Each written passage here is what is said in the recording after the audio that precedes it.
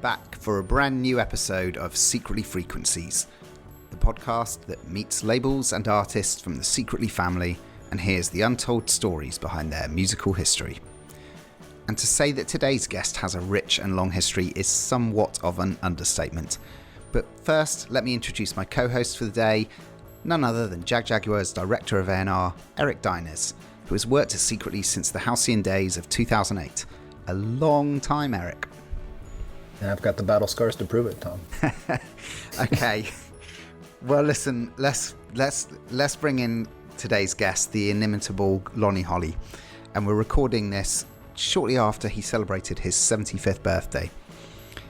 And whilst Lonnie is a relatively recent addition to Jagjaguwar, he's been making art and music for decades as a sculptor, painter, musician, poet, and more. His first album came out in 2012, and he's been working with Jagjaguwar since 2018 across 3 albums and a number of EPs and singles. We're thrilled to have him on the show today. There's no story quite like Lonnie's, and I expect we're barely going to touch the tip of the iceberg today. Yeah, I mean, I've known Lonnie since 2012. Discovered his music originally through the output of a label called Dust to Digital, and on site his music connected the dots between Gil Scott-Heron or Alice Coltrane's Tariah Sings and Arthur Russell, and I think in the moment I found his music, I thought he was this unknown entity. Turns out the man had visual artwork in the Smithsonian, etc., and it was just a true, it was like a treasure trove finding his music. And we've known each other, been friends, colleagues since 2013. He is, a true American wild ass, trademark. Okay, well let's get Lonnie into the chat here. Okay, let's get Lonnie into the chat here. How is it going, Lonnie? Where are you right now? It's going well. I'm in Atlanta, Georgia, on a partly cloudy morning. Fantastic. And you were just recently in Europe as well, is that right? Yes, we was recently in London doing a project there for people that have problems mentally and physically fitting in this, I call it a rush world. It's a rush world. We're living so much differently than we ever lived it, ever on this planet before. Right on. So Lonnie, we're going to be listening to some of your songs in a moment. Do you feel confident that you're gonna know all of your songs? Well, I'm gonna give it a shot. My thing is, I never really repeated a lot of my music. And so by just listening at it, I may not know exactly what time and date it was created, but if it was mine, I know that it's mine. Like what comes out of my brain, it's going to be something that's going to be a exciting challenge. For this is going to actually be something I think all of us artists need to be challenged by. I was going to ask, Lonnie, how often do you put on your old records at home? Putting on my old music, I think once I've listened at them and kind of placed them back in the folder, I'm moving on, and I be thought-smithing so much in a day's time. I thought-smith by the seconds. What I mean by thought-smithing is art-smithing, creating. My creativity flows like the blood in our veins. And I think that's a good thing, is to keep with my more like freestyle of thinking. Just let it flow, just let it come on out. And then I mostly depend on others to figure out or appreciate what I'm doing. And that may take some years. Okay, should we hear the first song? Yes.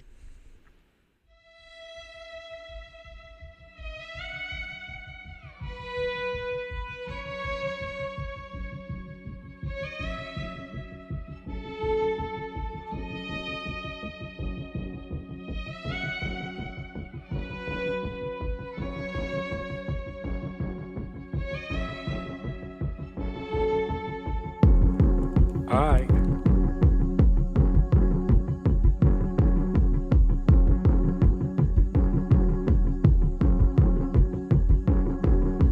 Chasing.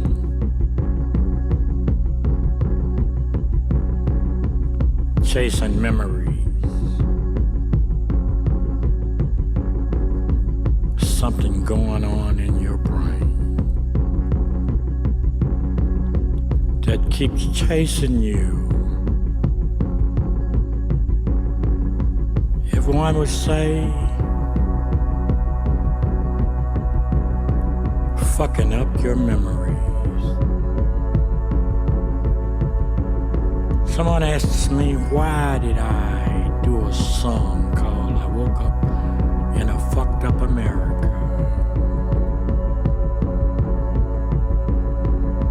Chasing, running after you, trying to capture you, to contain you, to control you, to make you fearful. You would get whipped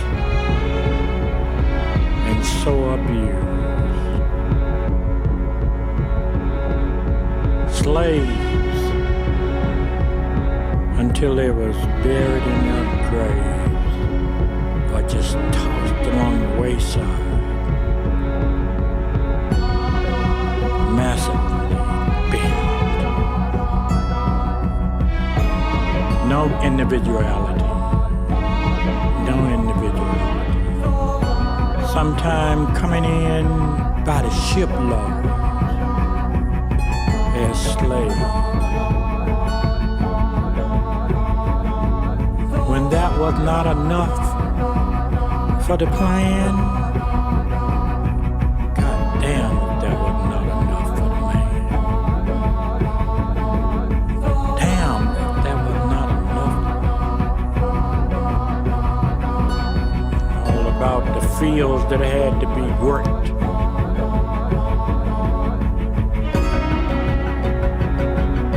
Not only the seed that had to be sorted out and planted deep, we had to work them right, or we would get our ass whipped and whipped and whipped until the pain would not let us rest at night. Sometimes we went to bed bloody, sheets in the spray. Images from your blood drops. Pain and pain and pain and pain. The whelps, the whippings that your body had endured. You didn't just want to cry. You wanted to die, you wanted to die, you wanted to die right there. You wanted to die. Nobody could come and give you no relief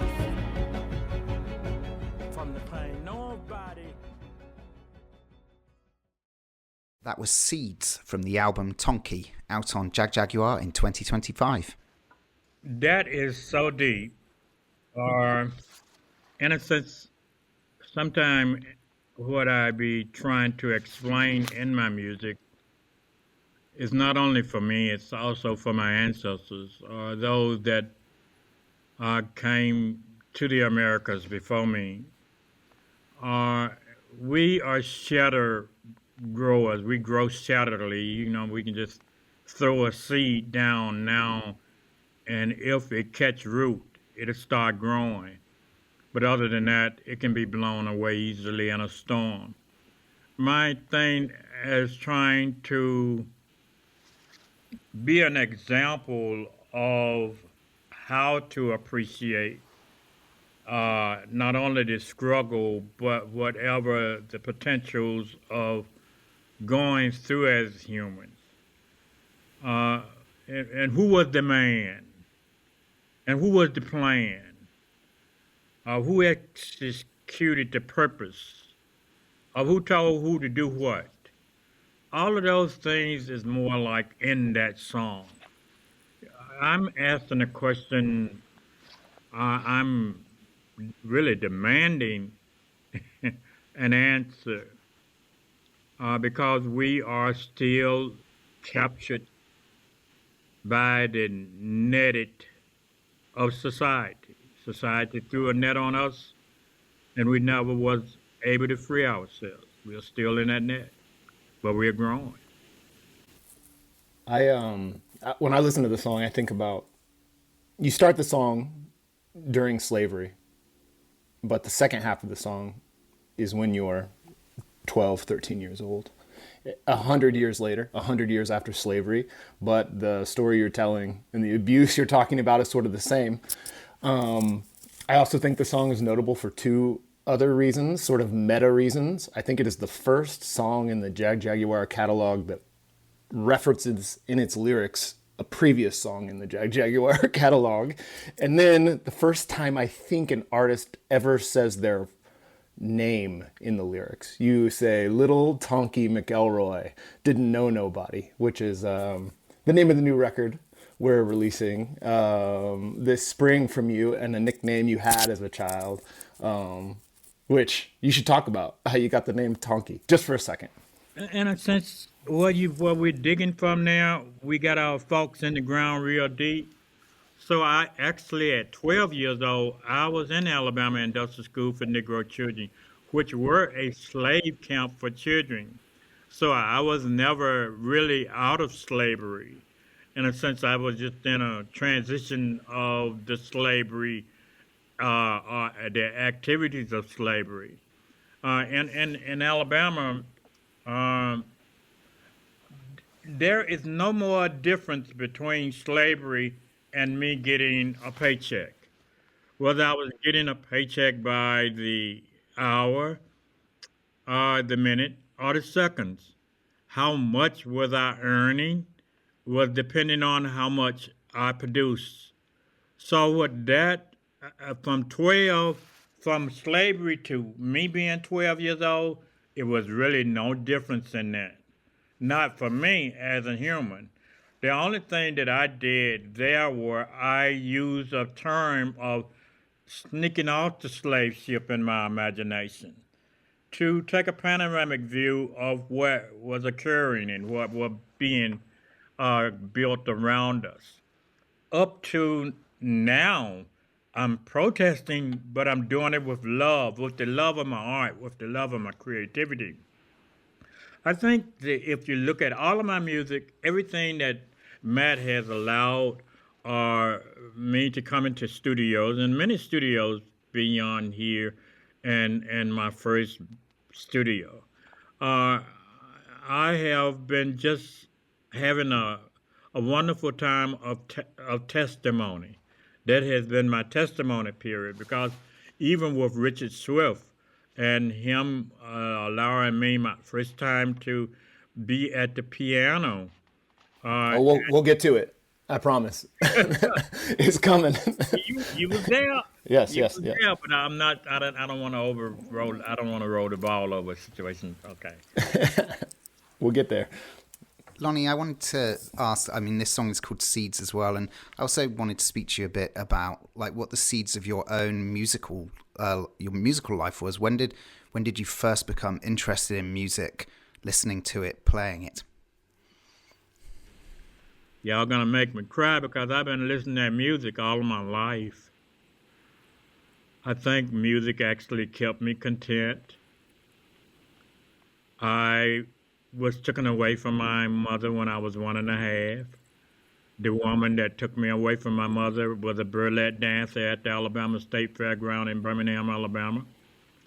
So I was listening at what they was dancing to and what they was listening at for the practice of their nightly genres that they was going to be dancing on stage for a little bit of money.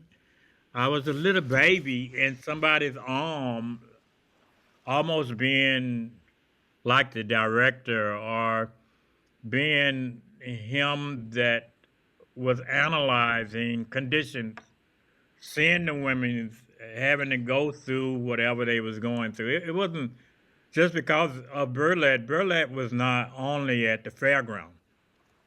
Burlap was a king thing all around the nation to kind of keep us focused.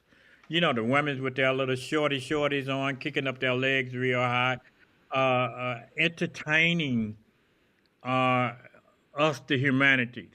That kept us content.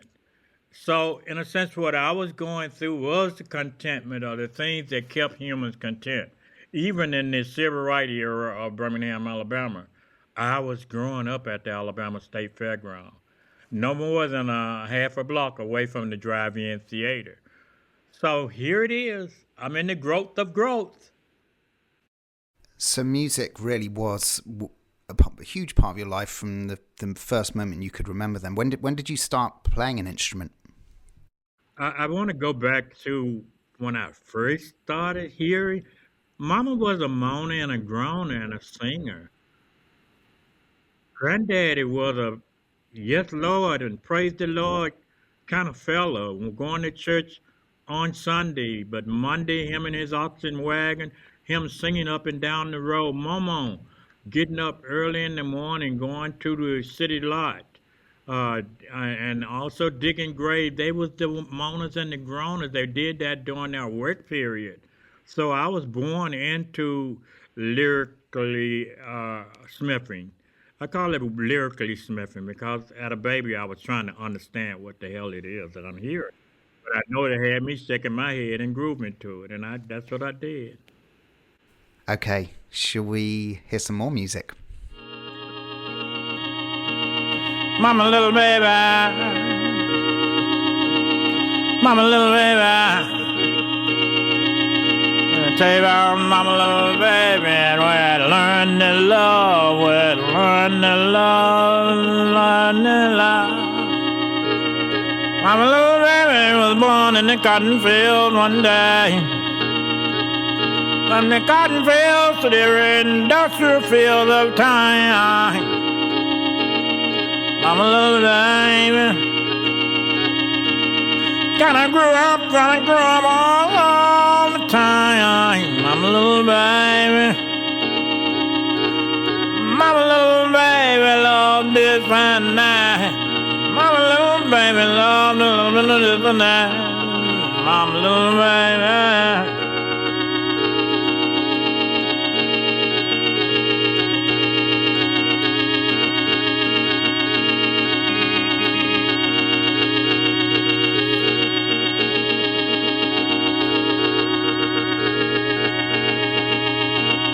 Mama saw the baby crying one day. Say, mama, mama, baby, what's the matter, mama, baby? What's the matter, mama, baby? Mama's baby told mama, I won't tell you no lie. I wanna do greater things and I wanna tell you why. Seen so many bagsmen in the cotton field. Seen so many teardrops and they was dropping for real. Seen so much of sweat, oh sweat every wine. And when I got to industrialism, Lord, it almost broke my rhythm. Gave me the blues. Working from sun up to sundown. Working here, there, and everywhere. Plants and all kind of places. That was Mama's Little Baby from Just Before Music, released in 2012 by Dust to Digital. And that Goddamn, Lonnie. Y'all picked some strong songs, man. It's some songs that actually were. I was trying to continue to tune my emotions. I wanted to get the best butter that I could. The butter that we used back in them old days could make some of the best cakes, and it was the sweetest butter that you ever could chew. Our emotions is like butter. Mama Little Baby, not only for me, it was not only for me. It was all of the children that actually was Southern babies that was working in whatever the field. I just used cotton field. It was so many fields that mothers was giving birth to children in the field. Midwives, they used to call them baby catchers. They would be catching the babies as soon as they came out of the womb. I was caught. I wasn't born in the hospital. I had to be caught by a midwife. And I was born in a field. Oh man! But again, the way I take and I try to wrap something up, it's almost like wrapping up a Christmas gift, a package to give to somebody. You have to put something interesting enough for people to want to understand. Who is he talking about? What in the hell is he talking about? Why is he talking about this? And all of this stuff, because it mattered, because a lot of the humans that actually was going through those stressful times did not have a voice. A long time we didn't have a voice as children. We couldn't tell nobody who beat the hell out of us, how they broke us down. And a lot of the soldiers that was coming home from military, Grandpa was in World War One, Daddy was in World War Two. Daddy, I was in Alabama Industrial School for Negro children when my father came home from the war. And I hadn't even met my grandfather yet. But they had something to invest in me. They had things, ideas, habits they had built. They had hauled and toured over in Birmingham, Alabama.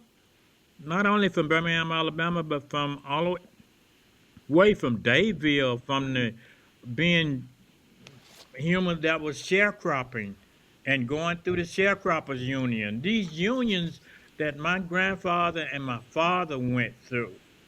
It was a union, the United Unions of America. We never talked about that. We never talked about the issues of who paid into what for what to exist. We never talked about that.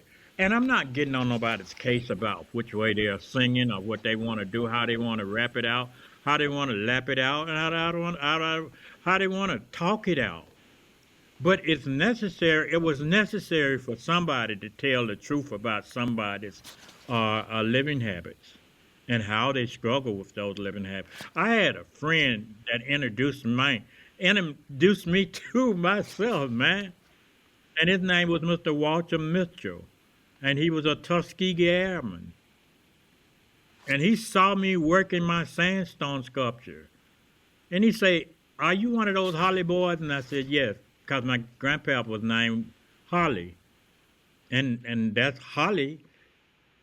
Grandpa, Mr. Mitchell, Mr. Kelly, all of these people was in one big clump on the airport because they was militarians. They had served the military, and now they had bought land on the backside of the airport. And then this man told me, he said, "Do you know what you're doing?" I said, "No, sir, I don't." Because I had begun to make baby tombstones for my nephew and my niece that got burned up in a house fire. That's what I started doing my art out of. But what you're playing now is kind of like emotional. I didn't know how to tell Mama about my endeavors. The next song's from the same album, Lonnie. Not to give a hint, but I was going to say, Mama's Little Baby and the next song are the first two songs I heard of Lonnie's, and they came attached. Ties into the airport thing you were saying. They came, I think they both had a video attached. I found them on YouTube and was just blown away. And it was your art environment that you had in Birmingham, and they expanded the airport, the land you lived on. They expanded the airport and were bulldozing your art environment in front of you. And you're watching this video where Mama's Little Baby's playing, and the next song we're going to listen to. And it was some of the most, like, one of the most intense music moments of my life. It was the very second I became a Lonnie Holley, fanatic. And so what Lonnie's talking about is he lived at the edge of the Birmingham airport, and there was an airport expansion that happened. And, he, as an artist, he had built sort of an art environment around his house and made sculptures and all these found object arts that he had made. And the people that ran the airport didn't give a shit, and they bulldozed the whole thing down. And I think that soon after you probably And my moved work to was Atlanta. already in the Smithsonian and by that time. I had 2 works that had traveled 13 original colonies, 64 cities within those colonies. And the administrators didn't give a fuck about it. Excuse the expression. It was like real William Arnett was fighting so hard to let them know, hey man, this man is not just anybody. He's not no Rudy Too, the artist. He's doing something on a national level, on an international level. So it's almost like, okay, let me cry with it. I'll die with it, but let me cry with it. Looking for all to be rendered. Looking for all to come about from my soul. Looking for all somewhere within. One day it all began. I was needing oh so bad. Oh my goodness to show. And one day at my lowest, I know that day I needed all to show. Looking for all to show. I call upon myself to do my best. Call upon myself.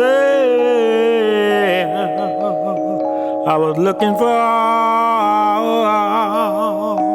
all to be rendered,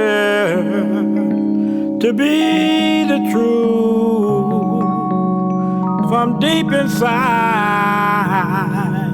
of my internal self.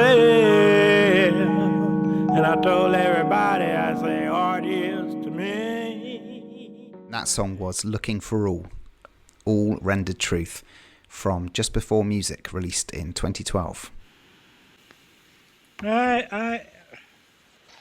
I'm still looking for all to be able to be rendered. All rendered truth is a statement about life in continuation of itself. Life revealing, unveiling, reconnecting, recycling itself, and the emotional values of us, the humanities, that have to deal with this recycling of life, reusing it to its lowest term. Every bit of it is about all rendered truth. The ARTIS. Art is. That's art is. ARTIS. All rendered truth, internal self.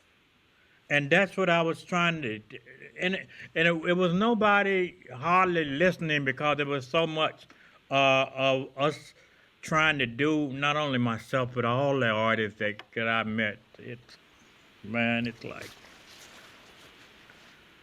I was carrying such a burden. It looked like persons like Thornton Dow, Joe Mentor, Ronald Lockett, all the way to Purvis Young, all of these people that was doing stuff out of their, out of America's damn trash, garbage, and debris. That's all we had. We didn't have it. I'm talking about after our field labor. We didn't have but a little money to put food on the table. We didn't have enough money to go out and buy a brand new canvas.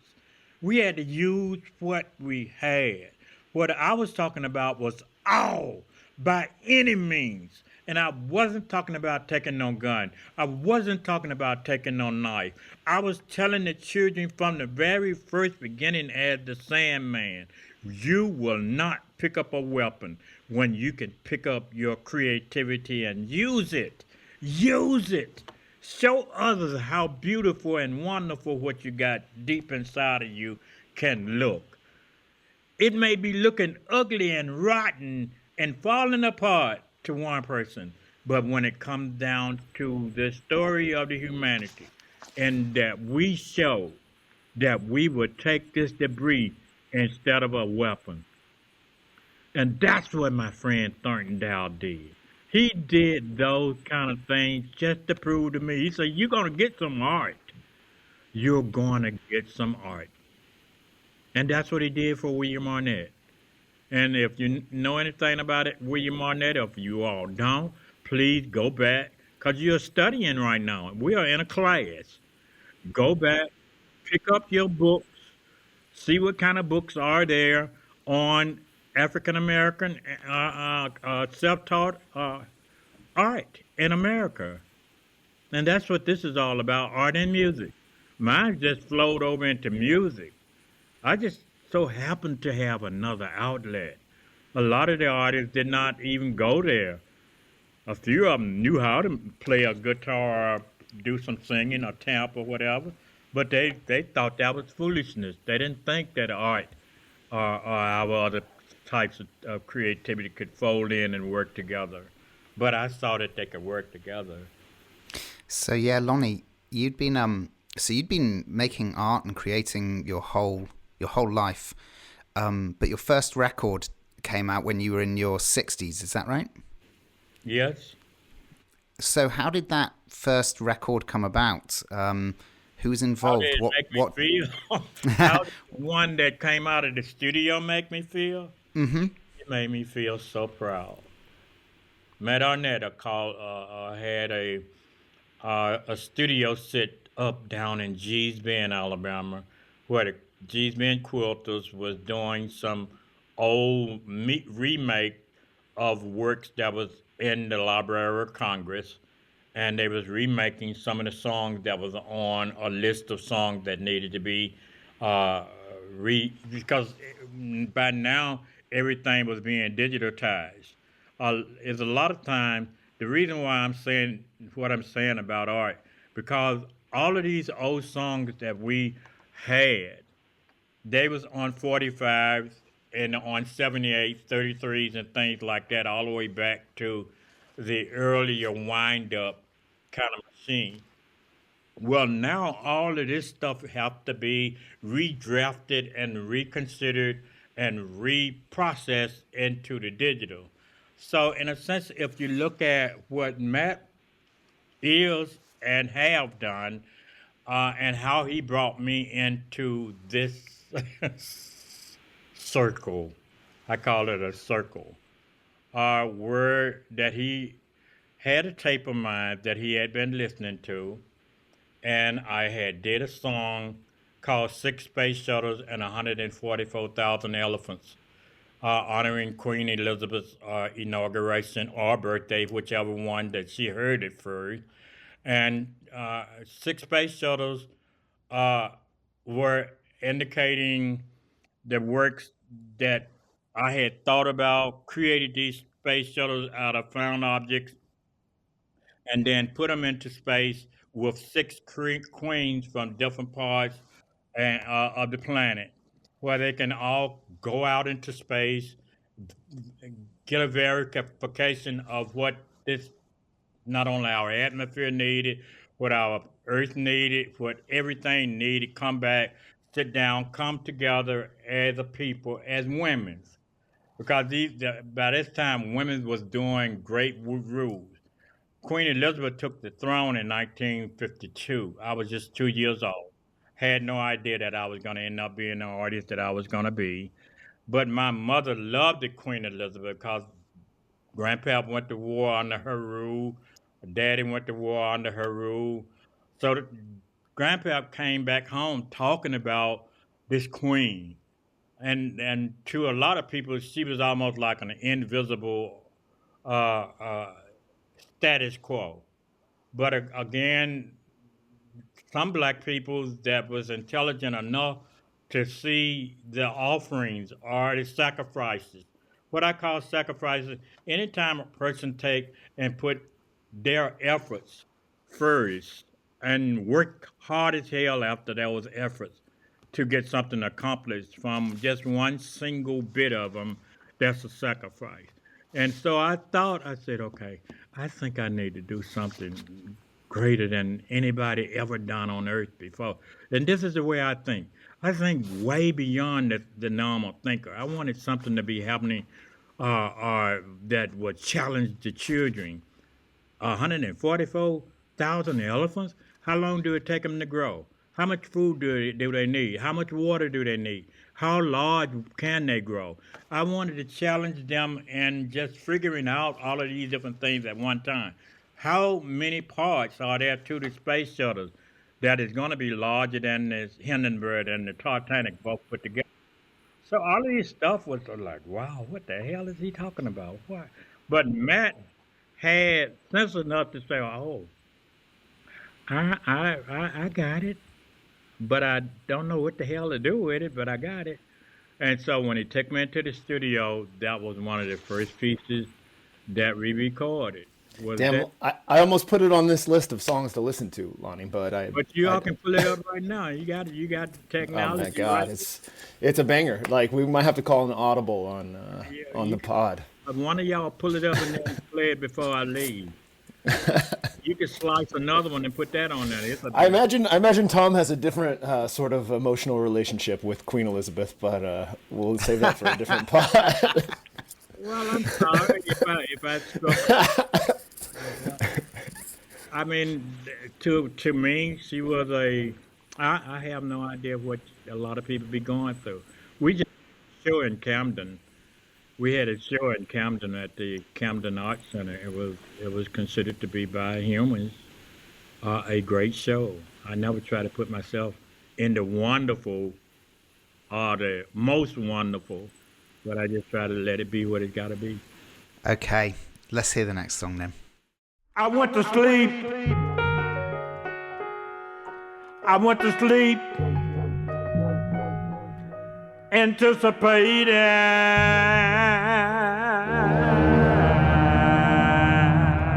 on dreaming.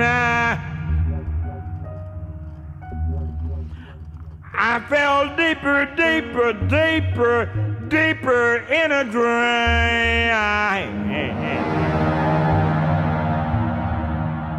And I dreamed that I woke up,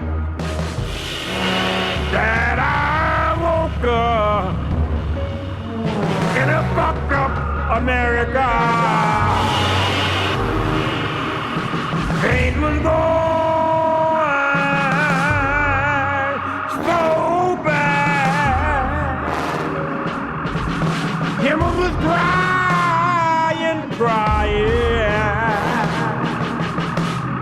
I woke up in a fucked up America. Flying, that had lasted for years was now causing tears. And walls, all about the walls.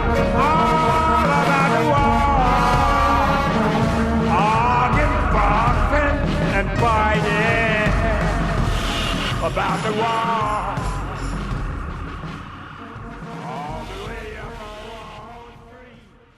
That was I Woke Up in a Fucked Up America from Myth, released on 2018 by Jagjaguwar. First of all, let's go back down the pathway of time. Let's travel the timeline as far as my ancestors was concerned. As far as, and we don't always have to talk about slavery, but slavery have to be included. Not only to my Native American side, which were Creek, Southern Creek, I'm Southern Creek, all the way to my Yoruba ancestors from Nigeria, Africa. The lineage were a mixture.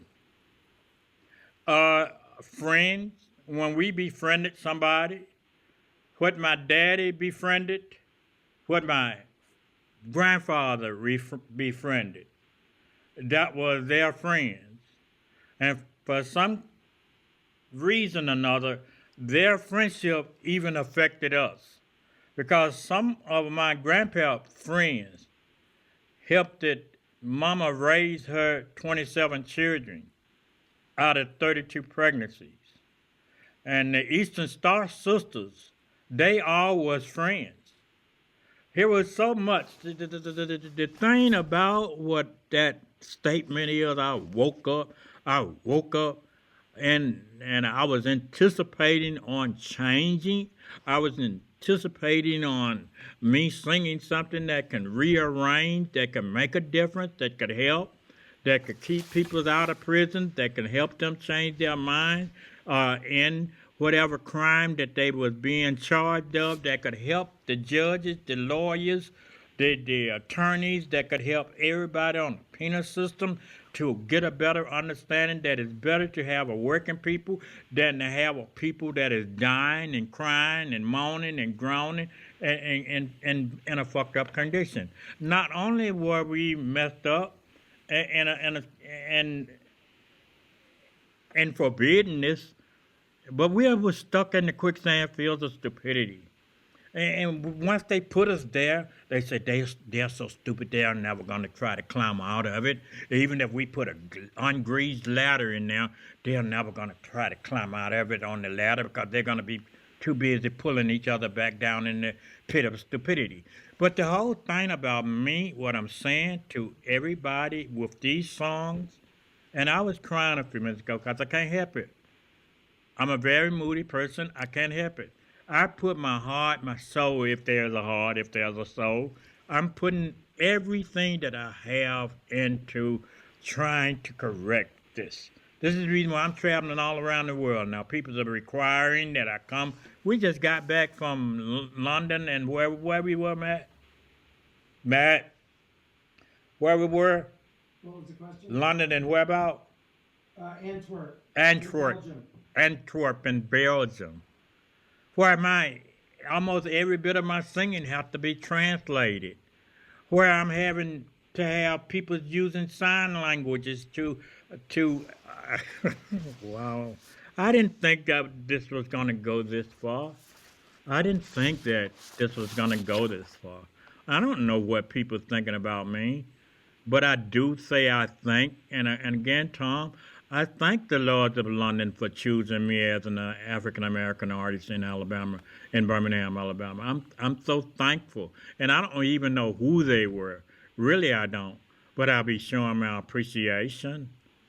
And I'm going to show my appreciation whether they like the king or don't like the king there. Because it's beyond that king. It's beyond that queen. It's what come out of living, baby. You're dodging the question, Lonnie. Do you think America's still fucked up or not? Yes. Even more fucked up. Even more fucked up. Now you don't put it in a you don't put fucked up in a meat grinder. You ever seen fucked up being put in a meat grinder? Man. But hey, it may not be even in my time you see it that fucked up, but it's gonna get that fucked up, man. You talking about people are arguing. Every day people are getting up nothing but an argument. Nothing but Nobody ain't going to sleep in no good time no more. They can't even hardly have a good conversation. They're trying to figure out what is going to be for the future. And the people that actually got the funds that can make the future a better future, they're talking about going to Mars. Who need... Okay, I got up this morning talking about ash to ash and dust to dust. Who needs some dust from Mars right now, baby? Who needs some dust from Mars? I don't need no dust from Mars. Ash to ash and dust from dust. Here you got California burning. And you want to go to a dusty planet called Mars. Okay. Maybe I'm too deep for the deepers. I think you're just right deep for this podcast. You're making it easy on us, Lonnie.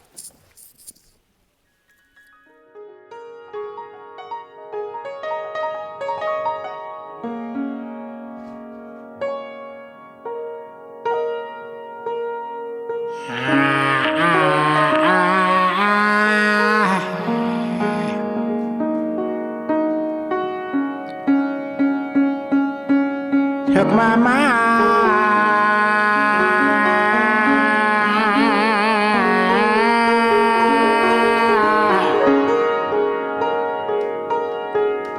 back down so many rivers,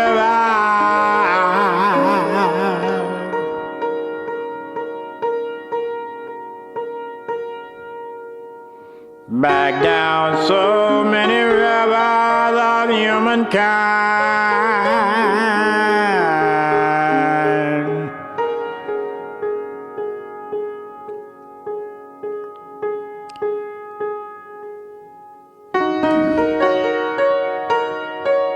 Said I hear a baby,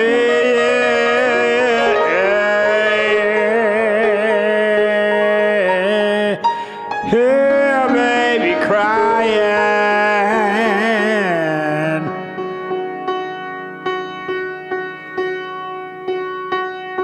As it read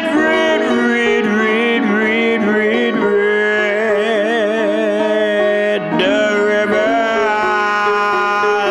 on up to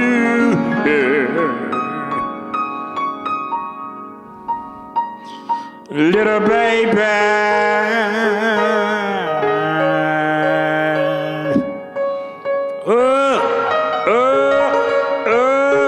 Little baby.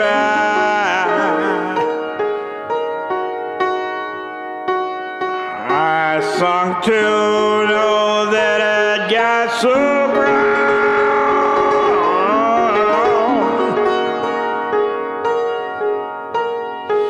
so brown,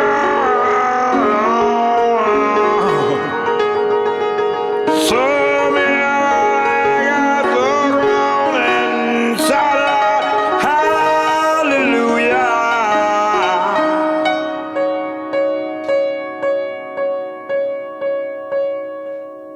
We've gotten so brown, they got so brown until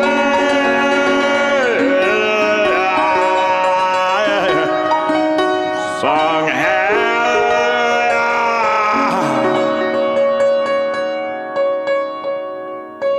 And then I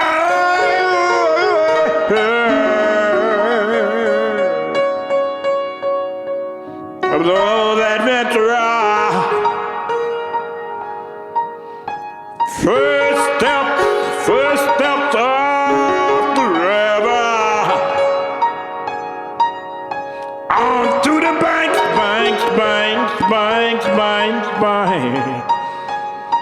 I said, little baby,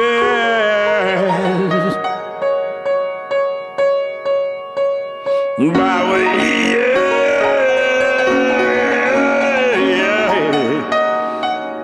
of some reef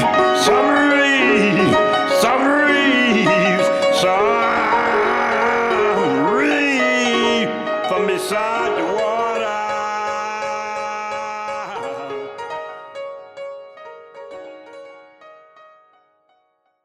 You just heard So Many Rivers, the first time from the EP National Freedom, released in 2020 on Jagjaguwar. All right, Eric. All right, Eric. You know where that one is coming from. That one actually came from Richard Swift house. He let me have my first opportunity on that piano. And when I got on that piano, he just took me somewhere. It took me somewhere. It just drew me so deep. I'm not saying that the players didn't play it like they needed to play it, but I had to play it the best that I could. Because I didn't know musical notes. I didn't know anything about any music. All I knew, the spirit said, get down, you can do it. Richard had told me I could do it. And he said, that's what the piano is there for you to do it to it. And that many rivers was dealing with the many rivers that had to be crossed for our peoples to get somewhere. And a lot of those rivers was not easy rivers to cross. And it was in the days that many of those people had to cross those rivers before any automotives came into play. They didn't have automobiles. They only had oxen wagons like Grandpapa, old oxen wagon. I was so proud of my grandfather. I didn't know how to take some of his burden and show him how proud I was. Him and his ox in Birmingham, Alabama. But he used that same ox to come out of Dayville, Alabama, down by Columbus, Georgia, not right across the river from Columbus, Georgia, in a sense. Camp Hill and all of those places. He had a bunch of brothers and sisters that actually was used for field hands. The more children you had, the better opportunity for the master's crops to be gathered. So a lot of those masters had slaves that was giving birth to most. They call them pickaninnies. Pickaninnies. And this is what that song was all about. It was about the many rivers. Crossing those many rivers coming from down in the country, all around the countryside of Alabama, to get to Birmingham. Birmingham was considered to be the magic city because of its foundries and industries for molting the iron and fabricating the iron into so many different opponents. Back in them days, cast iron was a big thing. So any kind of cast iron, from the skillets and the pans and the stoves and the heaters and all of those other kind of things, Birmingham was a mecca of wonderfulness, and they call it the Magic City. And as soon as the word was spreading across Alabama that there was this place in Alabama that was paying money for the same daily labor, but it was no labor union for those kind of people. You got to understand, the thing that is so fucked up in America is that the labor unions is the fighters to keep from having to even be comparable for the days that they have done their dirtiness, their low down and dirtiness, to be comparable in how you left out or either how you went bankrupted before you even paid out the policies. Think about my grandpapa had my mama's first 7 children with a burial plan, insurance policy, a plot for us to be buried in and everything. They paid that out of their war benefits. Daddy had war benefits. So all of these people coming home from war, all of these benefits that people were coming with, it's like I walk out the door with a pocket full of money, and then I see a bunch of needy people, and I just take everything out of my pocket and throw it to the people of the streets. This is the way that African Americans had always been through our ministry, and I am a minister because Matt got me my minister's license. But it's not that I'm that type of minister that actually look for an institution where I can have thousands and thousands of people paying into my pocket. I'm coming up with ideas all around the world, projects that come on, let's put our hands together, let's put our thoughts together, and let's come up with something, and then we'll be able to manifest. Lonnie, I gotta ask. You know, we did listen to the song you did with Swift at his studio, and you were there on two different occasions, two different recording sessions. Like, do you have strong memories of him as a person, or what those sessions were like, or the environment he really created when you would go in and do your thing? Krista Donald was Smith to me. Krista Donald was Swift to me because it was like a wilderness. We went so deep into the wilderness in Cottage Grove, Oregon, to meet this man. And when I met him, I'm saying, what the? I could see this man in a big city. I could see this person doing all of this with instruments. He had all kinds of instruments, and he knew to play them. He knew how to play them. I don't think people are giving him the benefit of the doubt, but I'm talking about this man was like, they call me a country bumpkin, but I'm talking about country potato. He was deep, and and I mean, the peoples of the hood, of his own neighborhood, you talking about being fucked up in America. This man got fucked up in his own neighborhood, man. They tased him. They hurt him to the point that he had to lay down on the floor in the recording sessions. He was crying human tears, man. I'll never forget him, man. Some people you can't ever forget. And Eric, you know, because you was there. You was a witness. Not only do this guy that you all got on this podcast with you, you're talking about bearing witness to a man's life. I don't know whether you should even not put me on you all's record label, Eric. 'Cause I may be too much for them to incomprehend. Gee, goodness. But I'm saying that this togetherness of you all coming together, you all need to probably come together with all our record unions, just buy them all out. Because if they don't know what to play or how to play it or when to play it, and stop these children from falling and stop these children from getting killed in these churches and stuff like that, and stop all this stuff that is happening to these adults, and stop, that's mean why protest with love, that is an overcast of a cloudy day. That song is an overcast of a cloudy day. Stop letting your children go out of the house talking about going and protesting. They're going to get hurt. They're going to get hurt because a lot of times the people that they're protesting against have a lot stronger weapons. A lot stronger weapon. And right now, we don't need these right here. We don't need thumb down on nobody's computer to cause an atomic war. These fingers and thumb down on nobody's computer to cause an atomic war or any other kind of war. We don't need no more fucking wars. It's been enough wars for our planet to have to digest. We got storms that's going around the planet. We'll never stop ceasing to go around the planet until we create this mighty vacuum. And these vacuums was MI6 space shuttles.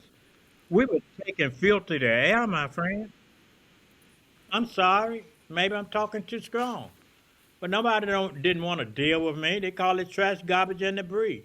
This last song, they call it junk, rotten, muddy, dirty. They did everything that a critic could do. And I'm saying a lot of the critics is dead. They got their points across, but they didn't get the points that needed to be getting across for this planet, our mothership. I love the editor of this podcast going through this, Lonnie. This is a brilliant, brilliant thing. Oh, you talk about when they edited it. Don't edit the wrong thing out, baby. No, I was just trying. I'm like, okay. I'm just thinking, okay, how the fuck do we get to the next song here? I'm scratching my head, Lonnie.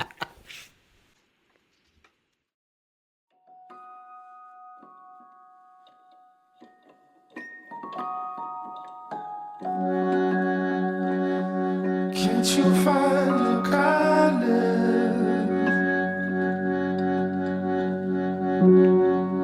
Can't you find your kindness?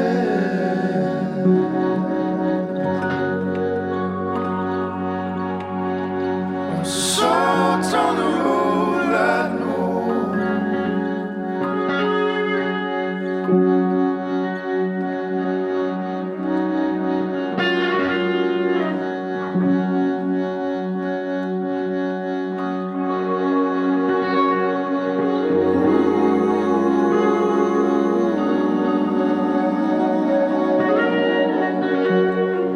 Most of the time it was in their dream.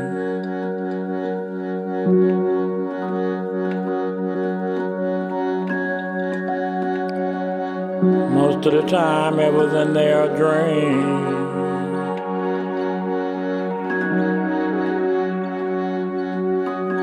Most of the times it was on their knees.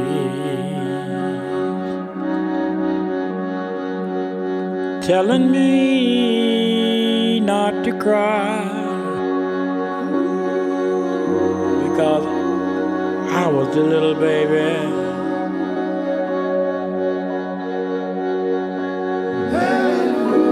Because I was the little baby.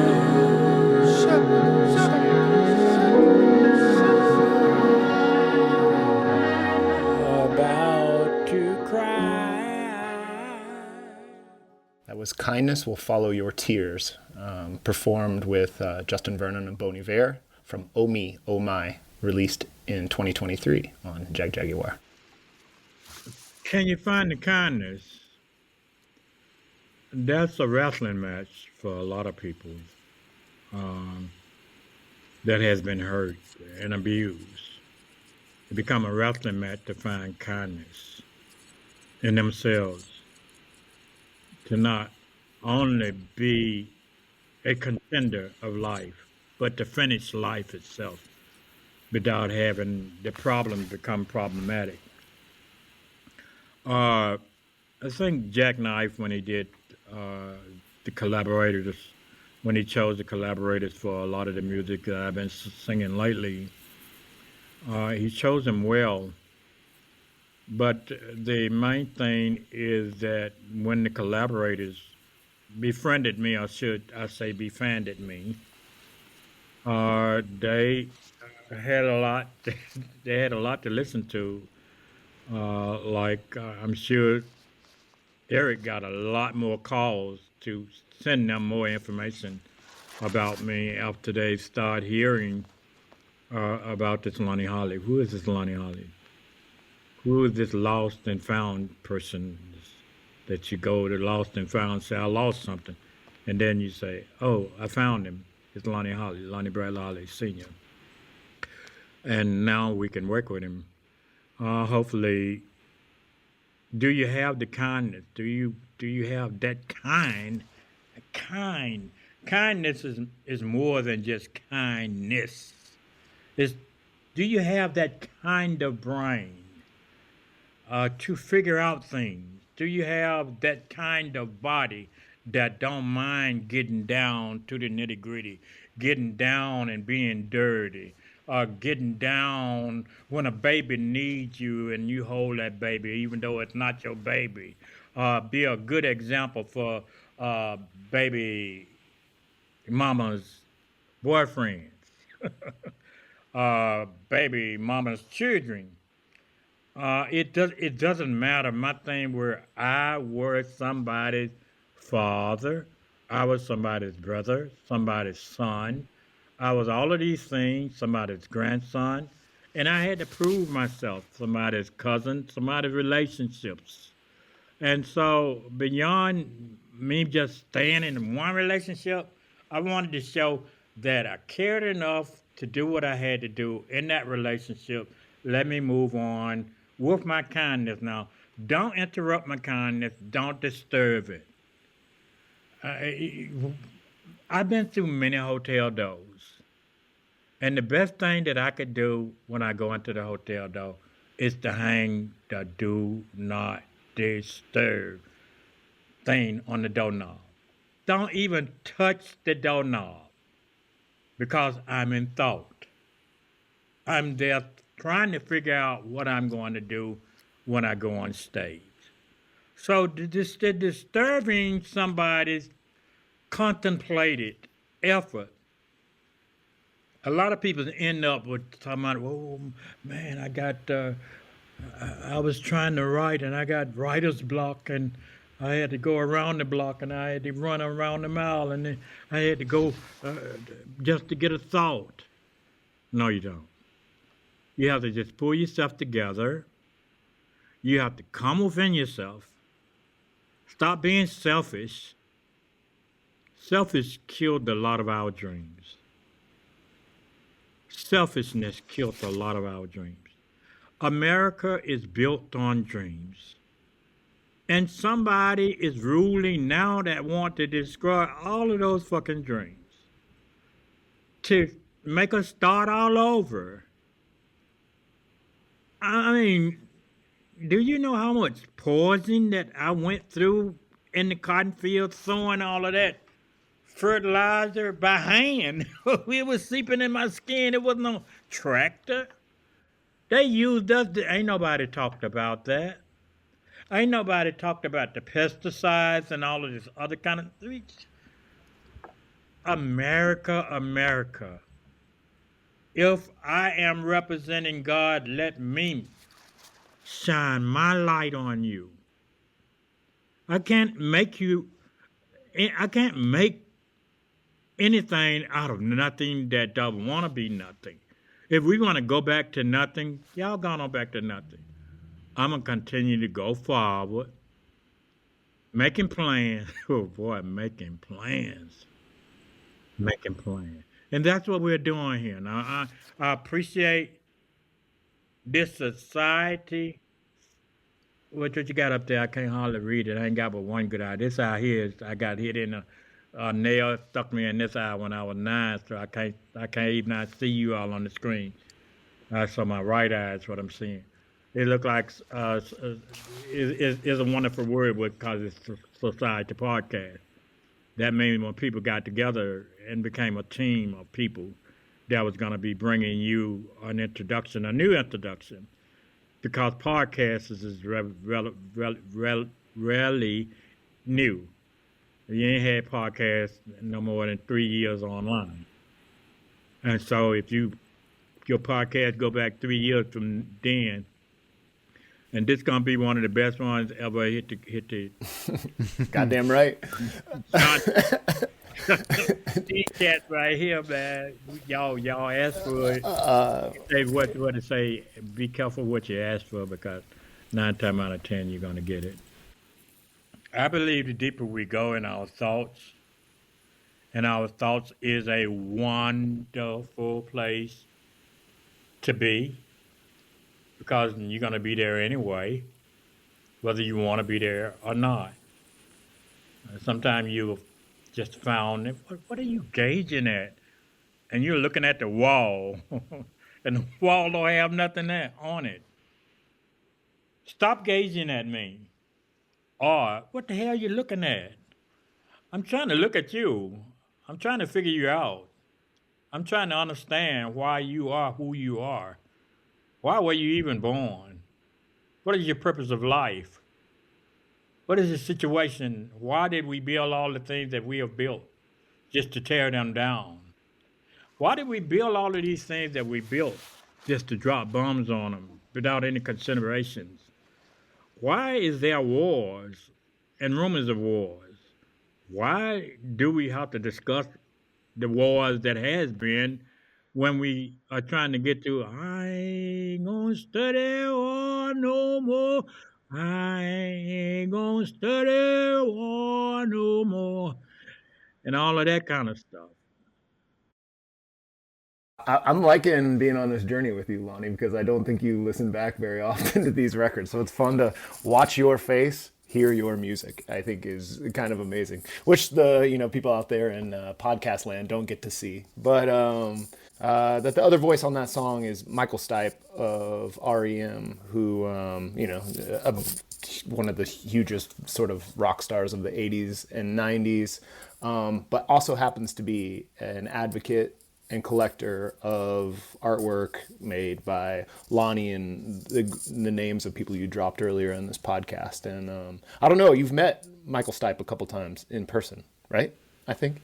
Yes. Okay. Also, and from Athens, Georgia, not too far from Atlanta, where you're at the moment, but it's worth noting. I mean, it was a huge collaboration, I think, and kind of a rare collaboration. The only thing you don't have to talk about, Lonnie. This is the one thing you leave me on red. Okay. Let's put it on green. So Lonnie, there's a few tracks we've heard here where there's a collaborative process, and you've talked about kindness a lot when we were talking the song before. Is it part of your process then, bringing other people into your creative world? Is that something that you really enjoy doing? I think what's necessary on the globe right now is a global attitude, is a helpful attitude, that it will be better that we help each other than one of us just trying to struggle alone. Matt has introduced, should I say, the persons that I should say Matt, because Matt has taken me to a lot of different studios, and those studios had different peoples actually analyzing my works. And then those actually analyzers came up with other people to play on the songs that became the collaborators. Collaborators was always an interesting part of my productivity, because I was I was hearing it, like I hear the shaking of that fluid that's in that bottle, but then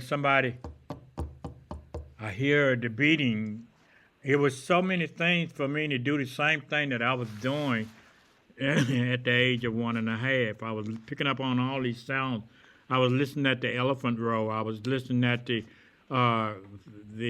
carousels going around. I was listening at the Ferris wheel, all of those things, all at one time. You listen at the people going down the midway at 1.5. I was listening even in the very, very foreground. I was listening at the sound that was coming from the drive-in theater. I was listening at the racetrack of demo cars.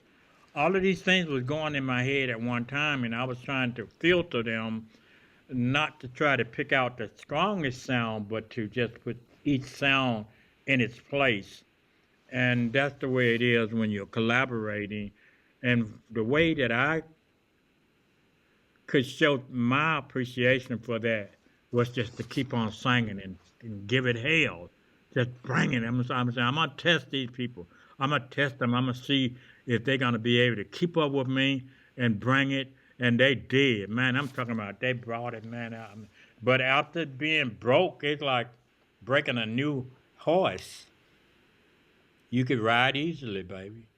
You can ride on into the sunset. Easy. Let me ask you this then, before we do just move on to this next song. Is there any musicians or artists that you would be a dream collaborator for you, who you would love to share some work with? I always wanted to share some work with Stevie Wonder. For some reason, I always wanted to just sit down and give us maybe 2 or 3 days together and see what we come up with. Him being blind and I'm being a person half blind, but actually can hear, and he can hear. And both of us is interested in instrumentals. So whatever we could just bring to that sound, and then taking that we do and take it to a broader audience of, I think what Jag is going to have to do for a lot of my music is let a lot of people listen at it, and then come to say, we think this needs to go to an orchestrated audience to hear these children from around the globe put their little bits and pieces together with this Lonnie Holley, and let's see what we come up with. This is a global thing that I'm looking forward to happening with my music. I I can't call any specific name, but I really love Stevie. But his were like, okay, he had somebody to record all of his. It wasn't that like he was writing all of this stuff for himself. He had somebody to do it for him, and I'm having somebody to do it for me. So we ended up in the same, almost the same handicapped uh, category. We needed some help, and we got that help.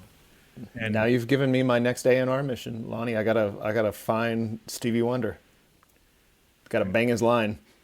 well, it's the whole thing. If you can make it happen, just let me know. Lonnie, guess what? What we made happen.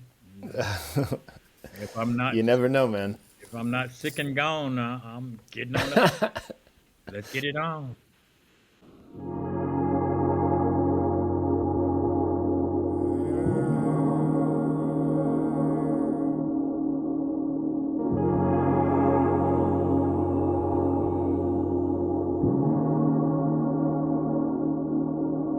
Wait a minute. Wait a minute. Wait a minute. Wait a minute.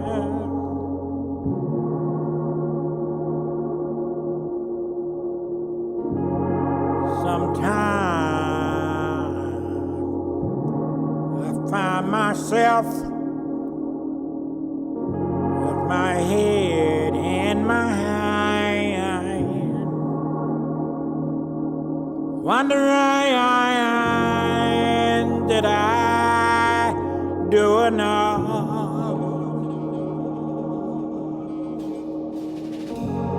Did I do enough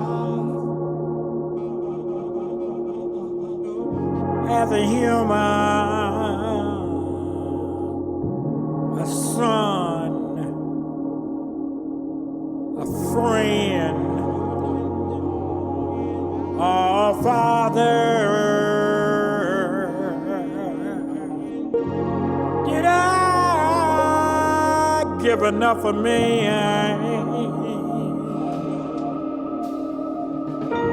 for it to really matter?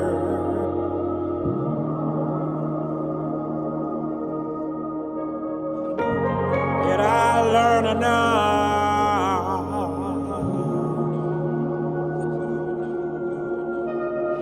Learn enough? Learn enough? Learn enough? All the possibilities out of the universe.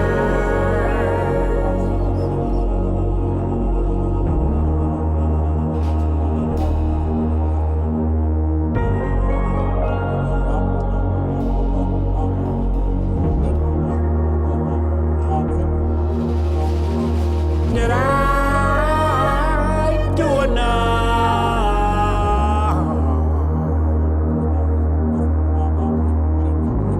Did I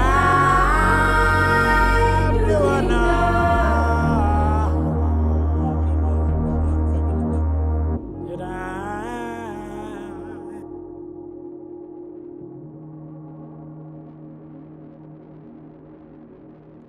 And that song was Did I Do Enough?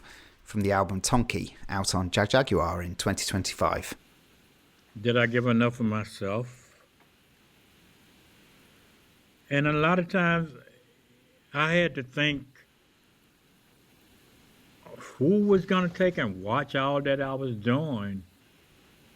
It takes me back to at the time that I was doing the Birmingham Museum of Art and putting all that art on exhibit there. And at the same time, I was having an opportunity to come to Birmingham, UK, and do an exhibit at the Icon Gallery there. Between points of what I consider to be greatness, taking one bit of magic, taking it to the magic maker, or make the one that have to make the wand, my magic wand for me. How were I thinking about what part of magic and how can I make this magic work for the whole world? Were the spirit going to help me with it, or was it just going to be left up to me to do it by myself? I had to travel across London, and I saw these castles. For the very first time, I went into some castles. I went into ruins of castles. I saw land that had been of kingdoms. I was traveling. I was on the train passing through and looking across the meadows, the sheep and the meadows and the cow and the pastures and the corn. I saw these fields, different from the fields of America. I had worked the fields of America, had been down with the cows and sheared the sheep, and all of these things that I had done. I saw National Geographic page after page after page after page after page, just turning pages and looking at the pictorialness of these images and images and images and images. Before I thought becoming an image smiffer online, it's just like, wow, I had saw so many images. And now and I'm not talking about just coming back on the behalf of the Smithsonian and say this man has have traveled the planet and had did these things beyond being introduced as an artist of the Appalachian region. Artists of the Appalachian region. The title of the show was art. More than land and sky, art from Appalachia. And that was in the 80s, man. 1979, I began working after two of my kin people, my sister's two children, lost their lives in a house fire. 4 months later, my works was being asked to get ready to go to the Smithsonian. You're talking about magic. I couldn't explain it. I could never explain it. I could never explain all that I am doing and all I am to have analyzed from my ways of working. Matt and Truett is so busy analyzing and putting everything into perspective to try to make a Lonnie Holley museum in America. But my museum is a universal museum. It should not be just a tiny little something that everybody got to try to make it to. Don't beat me there, meet me there.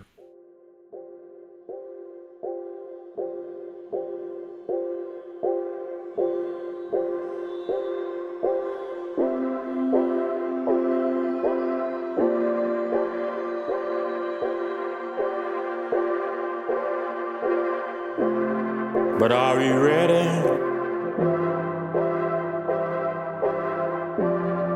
Are we prepared? Are we ready for something to change?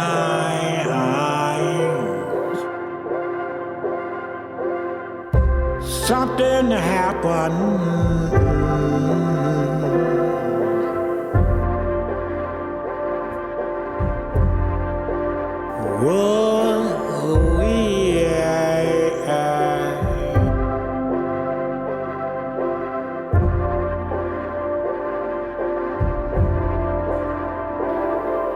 Wind blowing against my skin.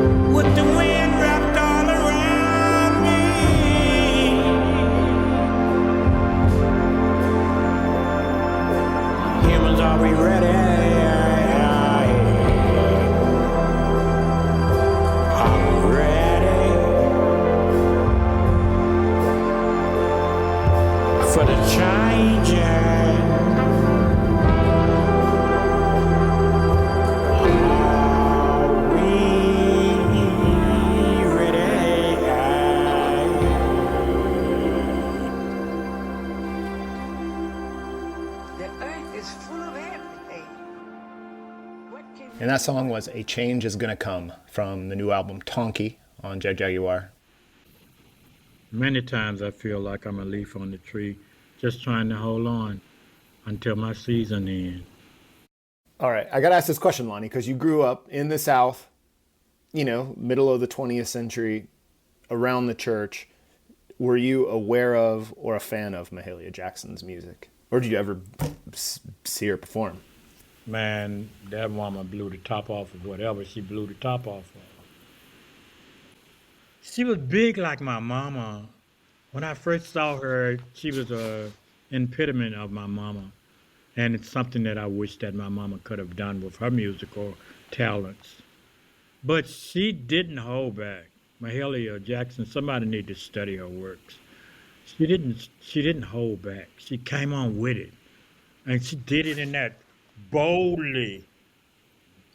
You don't fuck with this manner, you know what I'm saying? You better come on with this, you know what I'm saying? And the women's of this planet, that's what we need.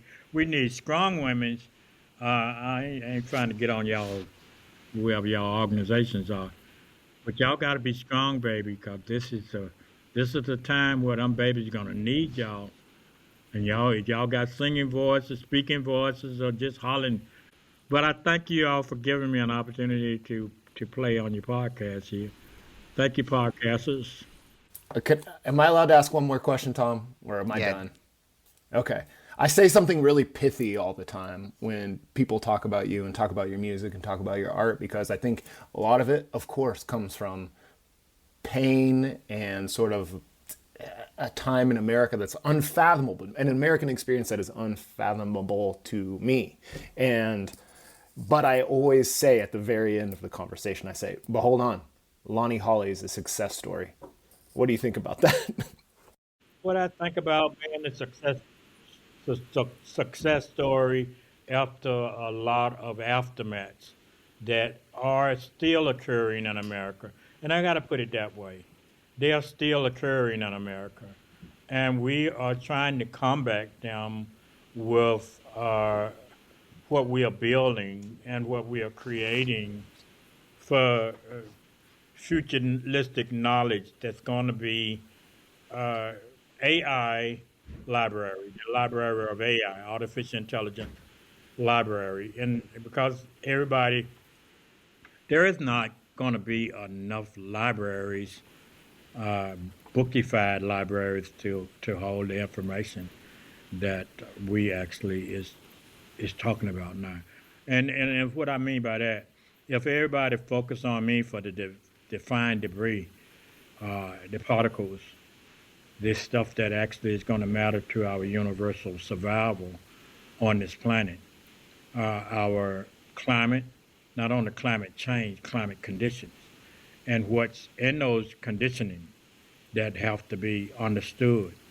My son said, Daddy, he said, do you know what radiators are going through when they're moving at 85 miles an hour down the highway? And I'm saying, radiators?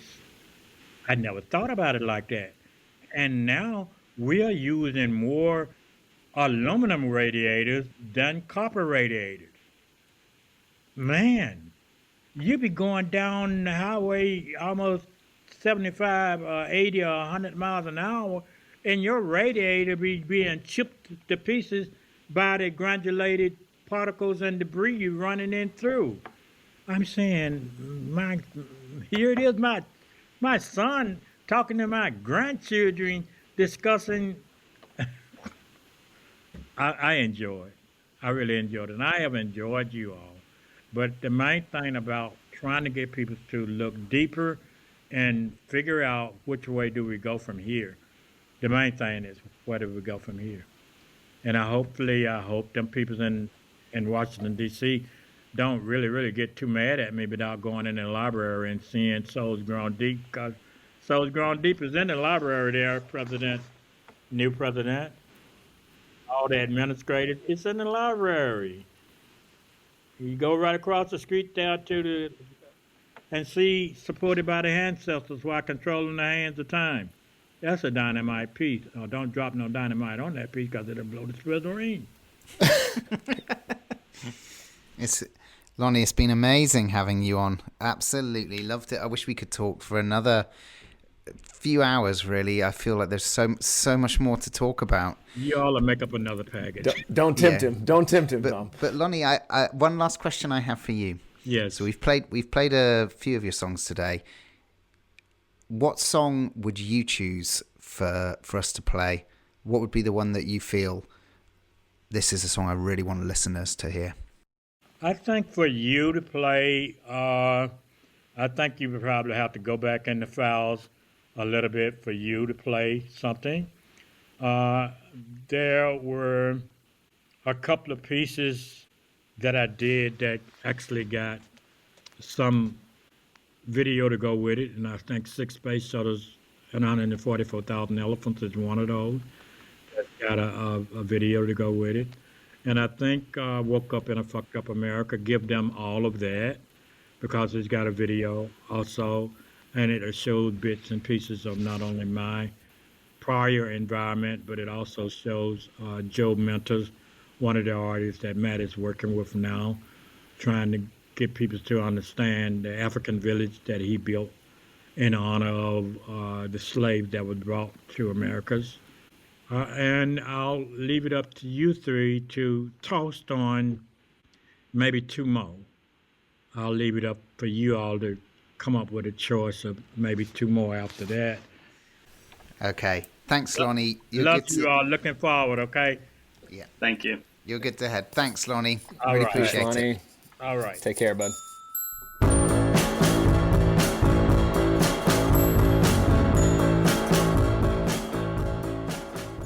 You have been listening to Secretly Frequencies. I'm Tom Davies, and my co-host was Eric Deines. Our guest this time was the one and only Lonnie Holley. You can hear all the songs from today's episode on our playlists via the link in the show notes. And do check back in the Secretly Frequencies archive for shows with Kevin Morby, Numero Group, Dead Oceans, Oneida, Sharon Van Etten, and many more. The Secretly Society podcast is an original production of the Secretly Group. The project manager for the Secretly Society podcast is Coco Siegler. Robbie Morris is the creative director. Look out for more from the Secretly Society wherever you get your podcasts.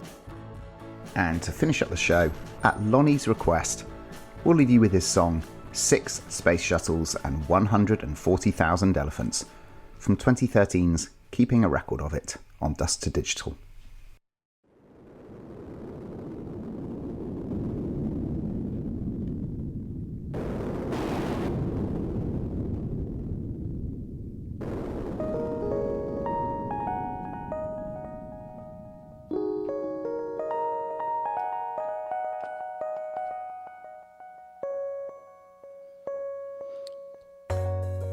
A woman once asked me, why do I sing for a queen? I said, all the queen have done, all of her hard labor. I said I wasn't there for inauguration. I wasn't there for celebration.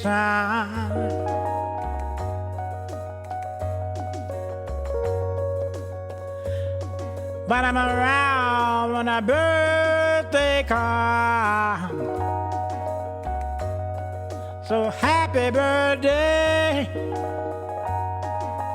happy birthday. I say in my mind I got the design, in my mind I got the design. Thought about it, 6 space shuttles, the size of the Hindenburg and the Titanic, both put together, expandable, transformable. and so adaptable.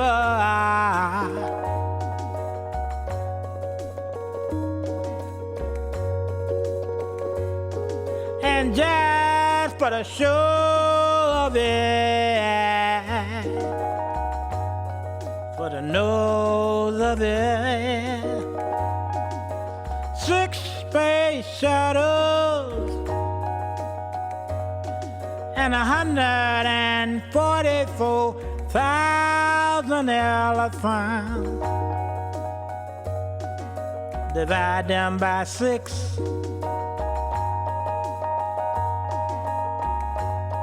And every 60 hours,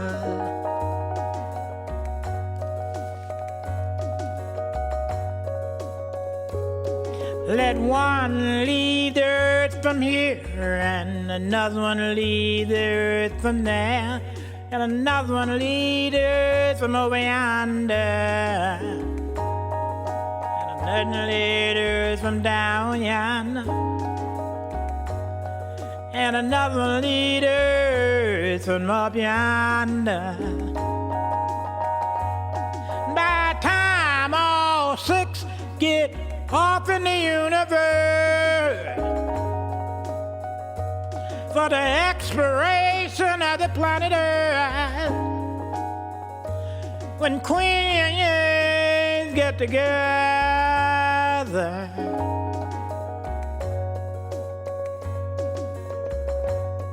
be flying around above the ground.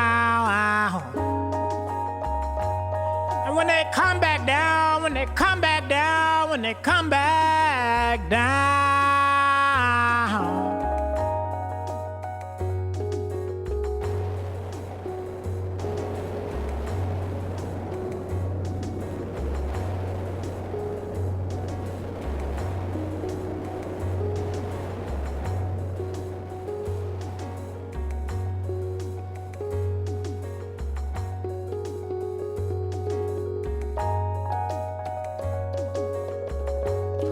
when they come back down, when they come back down, when they come back down, they can work around, they can talk around, they can meet around.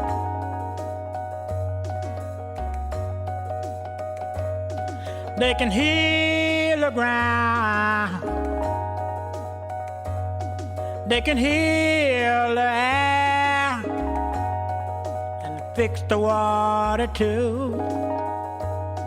That's what my 6 space shuttle. That's what my 6 space shuttle. That's what my 6 space shuttles will do. And just for the show of it, and just for the know of it, that all humans may know, that all humans may know, when king could come together and do these things for queen. Happy birthday, dear queen. Happy birthday, dear queen. Happy birthday.